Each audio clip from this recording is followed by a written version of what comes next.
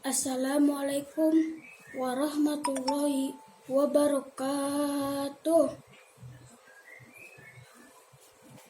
Yang terhormat Bapak Ibu Kepala Sekolah dan guru serta teman-teman yang saya cintai. Perkenalkan, nama saya Aditya Putra Pratama, kelas 5A, asal SDN Negeri Sukabumi Utara 08 Pagi.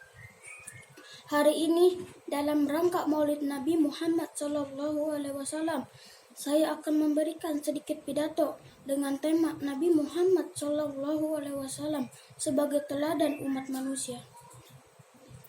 Alhamdulillahirabbil alamin, wassalatu wassalamu ala asrofil anbiya wal mursalin wa ala alihi wa sahbihi ajma'in. Amma ba'du.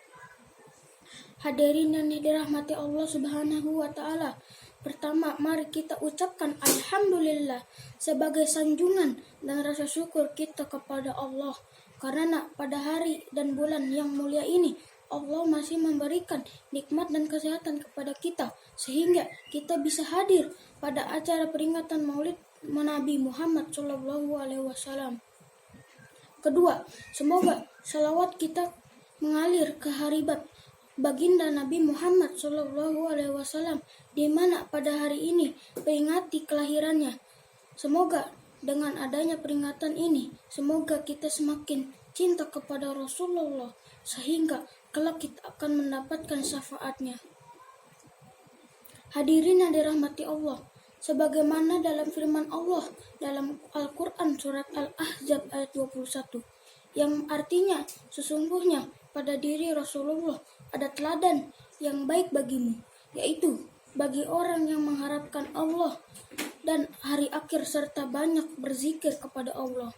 Rasulullah SAW adalah contoh yang baik bagi umat manusia, tidak hanya dalam suatu bidang saja, tapi di semua bidang lengkap dan komplit.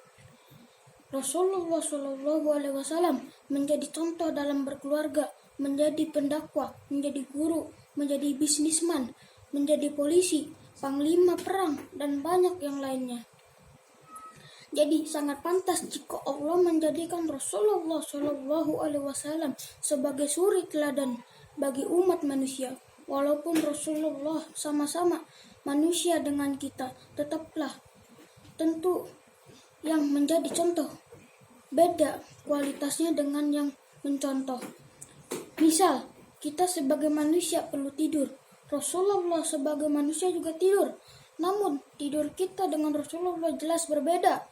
Kalau Rasulullah hanya tidur matanya saja, sedangkan hatinya tidak tidur, selalu berzikir kepada Allah Azza wa Jalla. Hadirin yang dirahmati Allah, Rasulullah SAW dilahirkan ke dunia ini tidak hanya mengubah keyakinan kejahilan bangsa Arab saat itu sebagai penyembah berhala, tapi Rasulullah SAW juga untuk mengubah bangsa hal yang tidak sesuai dengan tuntunan Islam. Rasulullah begitu gigih untuk memperjuangkan perubahan tataan sosial, hukum, dan budaya untuk kesejahteraan dan keadilan bagi semua umat Islam. Namun dalam perjuangan Rasulullah selalu mengedepankan keluruhan tata karma sehingga Islam tersebar ke seluruh penjuru dunia dalam waktu yang relatif singkat. Ini contoh Nabi Muhammad SAW dalam bidang dakwah, bahwa sebagai pendakwah kita harus berjuang untuk mengubah pola kehidupan masyarakat yang tidak sesuai dengan ajaran Islam dan budi pekerti yang luhur, sehingga dakwah kita akan mudah diterima oleh masyarakat. Dalam kehidupan berkeluarga juga harus menjadi contoh bagaimana Rasulullah begitu menyayangi istrinya, begitu menghormati istri-istrinya. Walaupun Rasulullah sebagai kepala negara, tapi Nabi tidak pernah gengsi untuk membantu pekerjaan istrinya di rumah. Rasulullah SAW tidak ingin merepotkan orang lain. Apa yang bisa dilakukan sendiri, Rasulullah lakukan sendiri. Dalam bidang perniagaan juga perlu kita mencontoh bagaimana Rasulullah SAW berbisnis. Rasulullah Shallallahu Alaihi Wasallam memulai perniagaan sejak umur 9 tahun.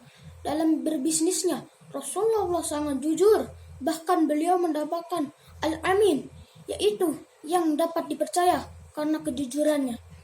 Bahkan kejujurannya membuat Siti Khadijah jatuh cinta kepadanya dan mempersatukannya menjadi Ummul Mumin. Dan masih banyak bidang lainnya yang telah diajarkan oleh Rasulullah SAW kepada umatnya. Demikian pidato singkat tentang Maulid Nabi Muhammad SAW. Semoga dengan adanya peringatan Maulid yang ini bisa menjadikan meladani keluruhan akhlak beliau. Amin, amin, ya Rabbal Alamin. Wassalamualaikum warahmatullahi wabarakatuh.